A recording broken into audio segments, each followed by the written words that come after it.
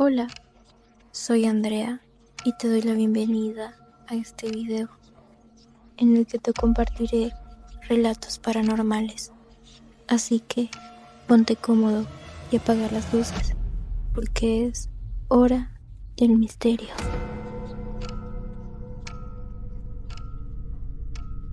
El nombrecillo de la barranca. Hoy quiero compartir con ustedes una historia real y escalofriante que viví junto a unos primos y amigos. Esto ocurrió cuando tenía aproximadamente 12 años de edad. Al llegar al fin de año y disfrutar de las tan esperadas vacaciones, nuestras actividades habituales empezaban a volverse monótonas. Manejábamos bicicleta, jugábamos al fútbol y hacíamos lo que se nos ocurriera.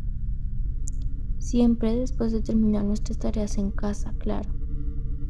Un día, uno de nuestros compañeros de aventura propuso hacer una expedición a los barrancos que rodeaban una finca cercana, colindante con las colonias donde vivíamos.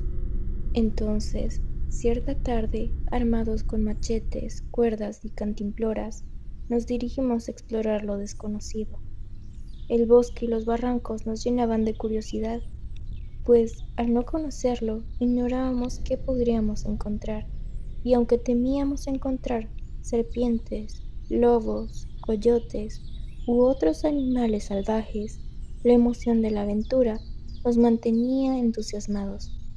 Esa tarde, nuestras expectativas se vieron cumplidas cuando, en efecto, encontramos una serpiente, vimos un gavilán y unos opilotes, y hasta descubrimos el esqueleto de una vaca. Cuando consideramos que el día ya había avanzado, decidimos regresar.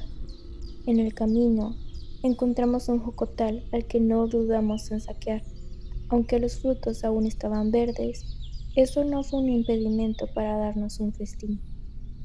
Al llegar a casa, fui recibido con un tremendo regaño de parte de mi madre.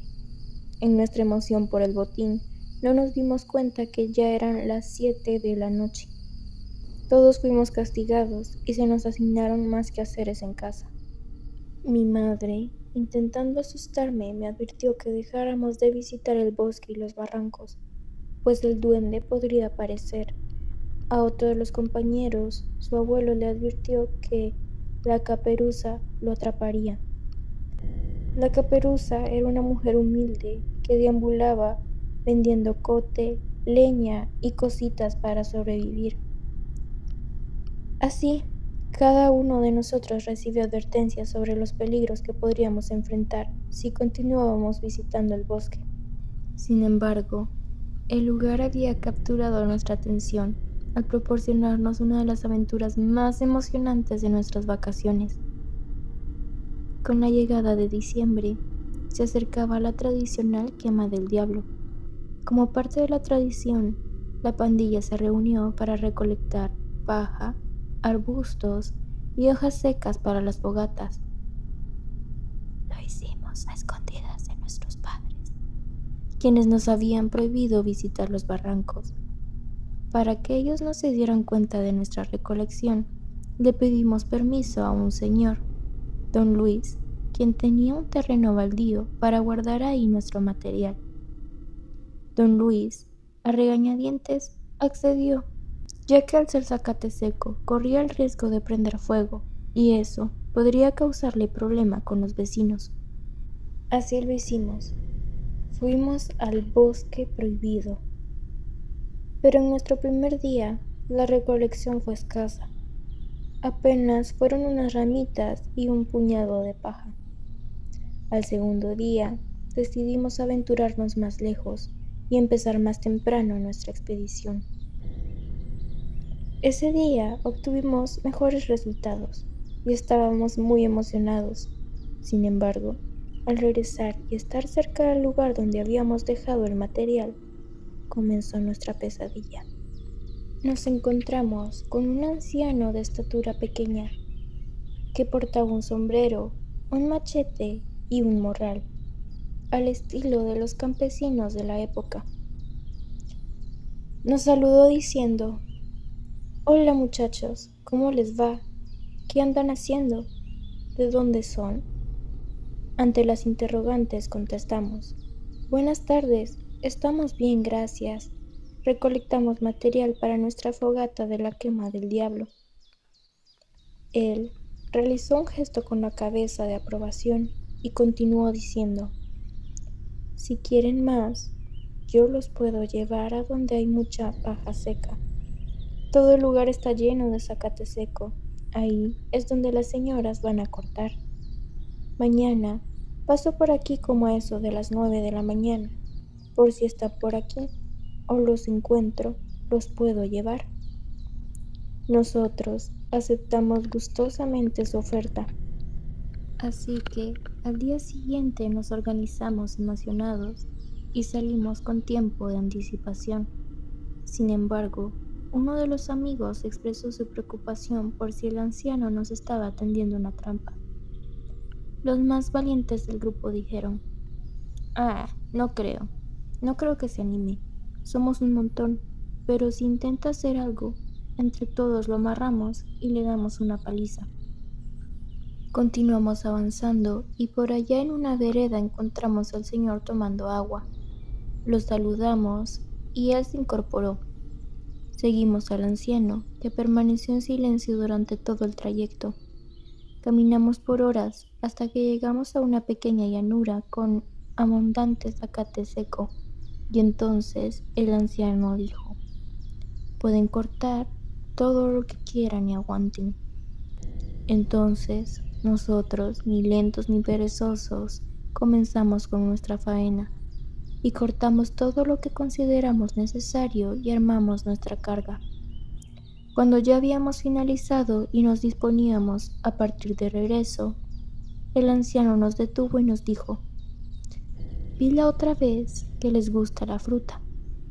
Vengan, ahí adelante tengo guayabas. Nosotros no pudimos negarnos y lo seguimos. Entonces nos llevó detrás de un cerco donde encontramos jocotes, naranjas, mandarinas, guayabas, anonas y aguacates. Después de disfrutar de las frutas, el anciano quiso que lo siguiéramos a otro lugar, pero nosotros nos negamos y decidimos regresar al lugar donde habíamos dejado nuestra carga. Fue entonces cuando algo inexplicable ocurrió. Anteriormente, todos calculamos que podíamos cargar los manojos de zacate seco, pero al negarnos a seguir al anciano, nuestra carga se volvió increíblemente pesada, como si estuviera imbuida en una fuerza sobrenatural. Aterrorizados, abandonamos machetes, cuerdas y todo lo que llevábamos, y corrimos desesperadamente por un sendero equivocado. Nos perdimos en el bosque, recorriendo cerros, barrancos y quebradas, sin encontrar a nadie que nos orientara. La noche cayó y sin luces ni rastro de civilización, encontramos una construcción en ruinas donde pasamos la noche. Estábamos aterrados, exhaustos, y algunos lloraban y otros temían por cualquier ruido que escuchaban. A la mañana siguiente, alrededor de las 6:30, escuchamos el ruido de un camión. Nos apresuramos a llegar a la carretera y al cabo de unos minutos un camión cargado de leña se detuvo. El conductor, al vernos, nos preguntó qué hacíamos ahí. Le contamos nuestra historia y nos dijo que estábamos en la aldea Petacá, muy lejos de nuestra colonia. Con amabilidad nos ofreció un aventón hasta Jocotales, una colonia cercana de donde vivíamos. Gracias a su ayuda, logramos regresar a casa. Al llegar, nuestros padres estaban muy preocupados y habían alertado a las autoridades.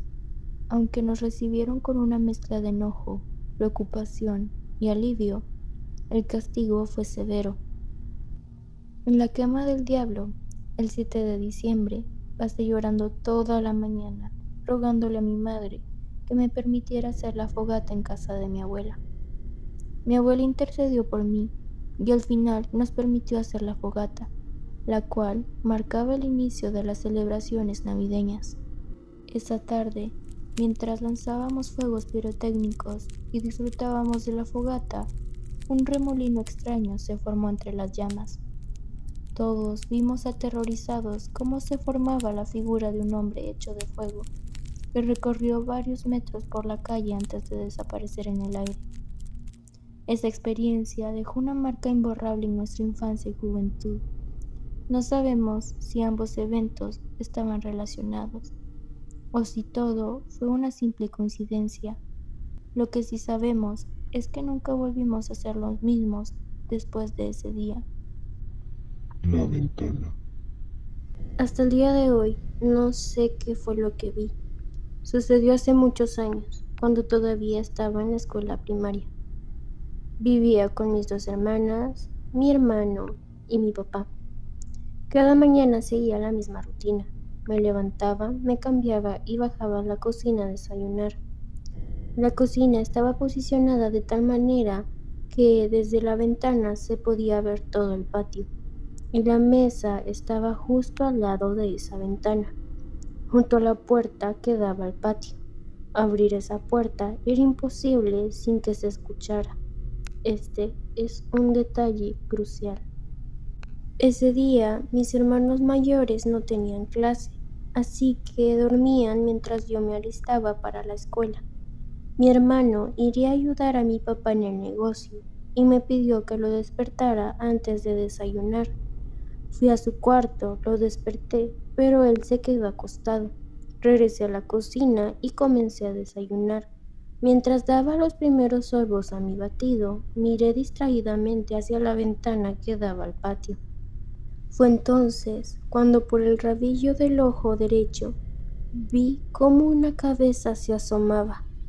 Era la cabeza de mi hermano, con cada detalle exacto, incluso las características marcas de acné que él tenía. Sin embargo, lo que me heló la sangre fue el resto de su cuerpo. No llevaba ropa y estaba encorvado, abrazándose como si tuviera frío.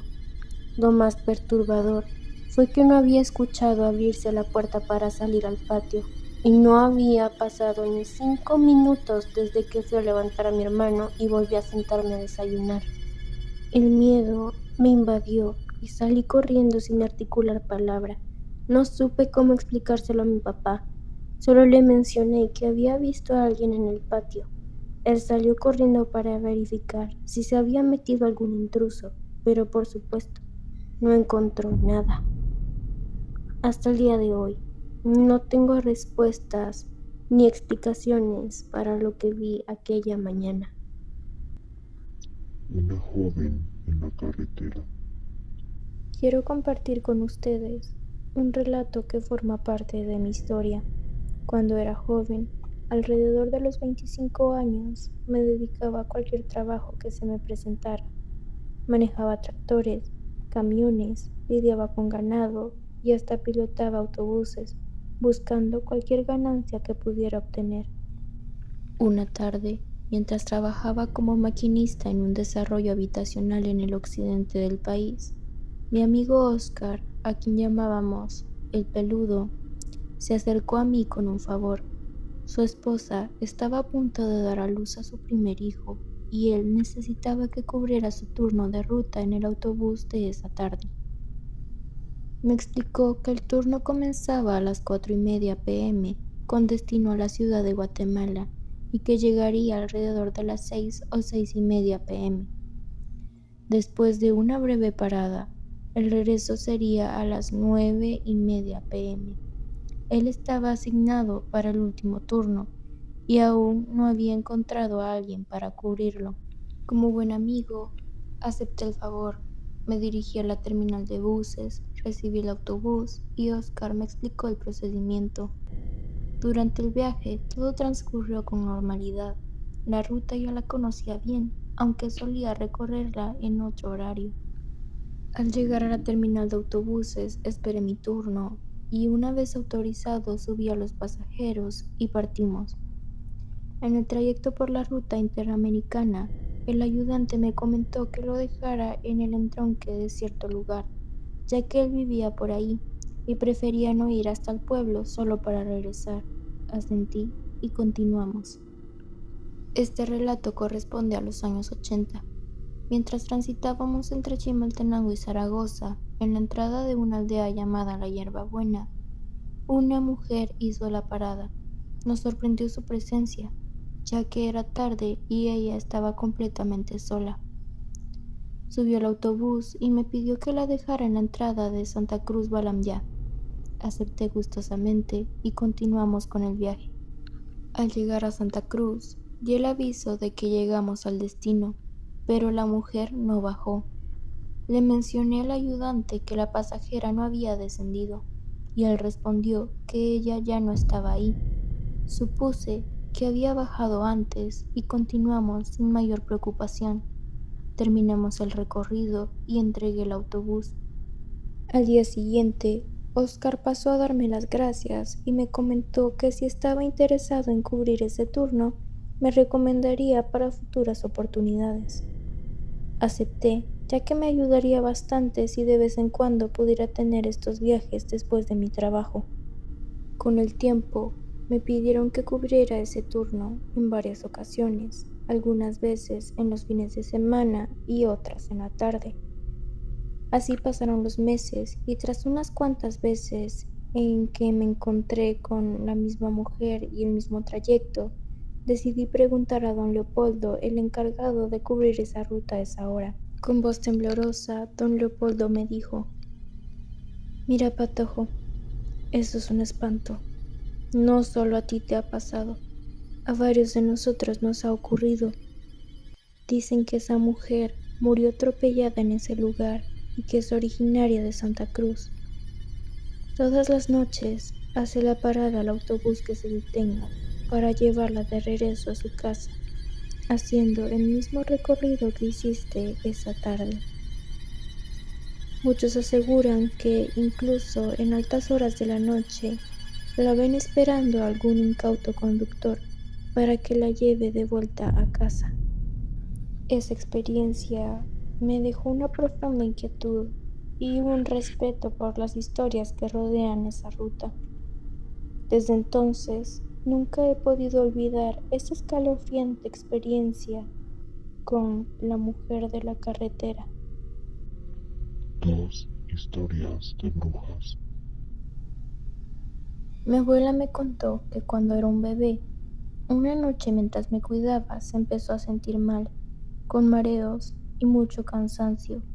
Entonces, no supo cómo, pero se quedó dormida. De repente, la despertó mi llanto. Ella todavía estaba mareada, pero se dio cuenta que yo ya no estaba en la cama en la que me dejó. Entonces, se levantó a buscarme con mucho esfuerzo y cuando volteó a la ventana, vio una imagen espantosa. Era una mujer demacrada, con una expresión grotesca, pegada al vidrio de la ventana, y junto a la ventana estaba yo tirado en el suelo. Mi abuela me levantó y le gritó a esa cosa que se largara, y ahí afortunadamente se acabó todo. Era imposible que esa cosa fuera humana, principalmente porque vivíamos en un 9º piso, y no está de más decirlo, pero yo no estaba bautizado. Mi mamá era de un pueblo de Michoacán. Cuando yo nací, vivimos en ese pueblo por un tiempo, porque ahí vivía su familia. Ella cuenta que un día estaban todos mis tíos y mi bisabuela en el cuarto. Ella estaba dormida en una cama y me tenía acostada junto a ella, solo que pegada a la pared para que no me cayera. Cuenta que después que pasaron como 3 horas se despertó para darme de comer, pero yo ya no estaba en la cama y pues yo apenas tenía 8 días de nacida.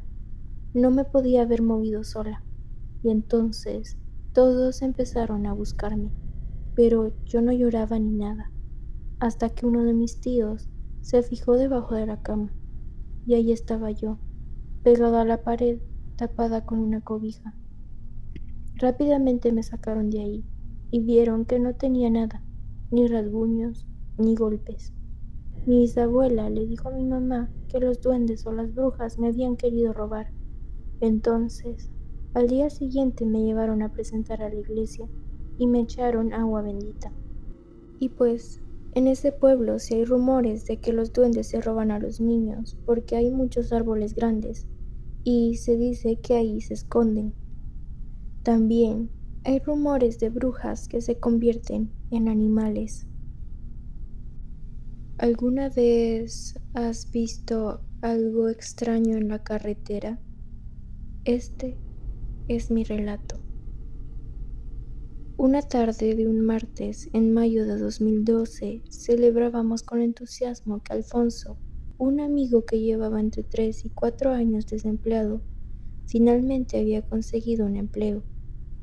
Era una oportunidad que prometía ser su salvación y además le ofrecía la solución a los múltiples problemas que enfrentaba, incluso a la separación de su esposa debido a las presiones económicas. La celebración fue breve, pues al día siguiente Alfonso debía presentarse a su nuevo trabajo como administrador de un turicentro en la costa sur. Estaba emocionado, pero el viernes siguiente nos llamó con malas noticias.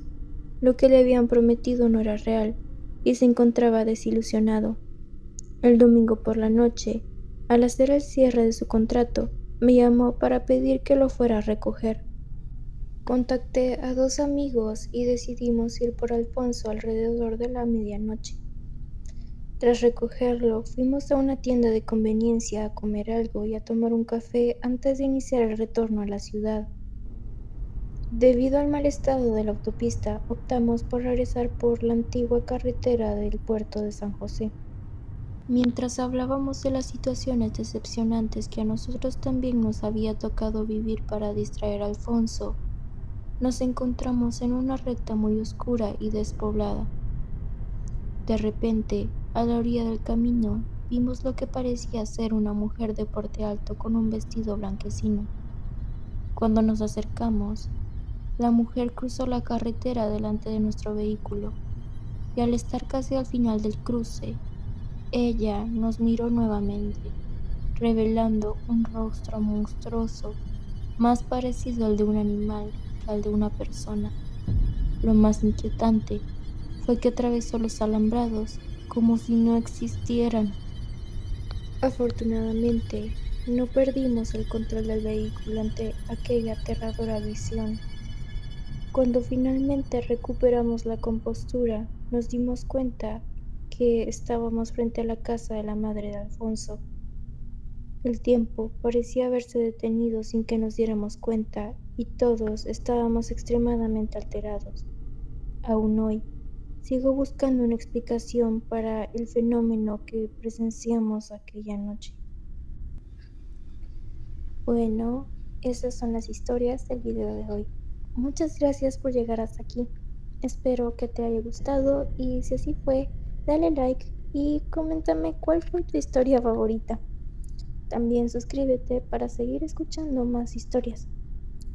Quiero mandarles un especial saludo a mis suscriptores y quiero darles las gracias por unirse al canal. No saben la gran ilusión que me hace que estén aquí.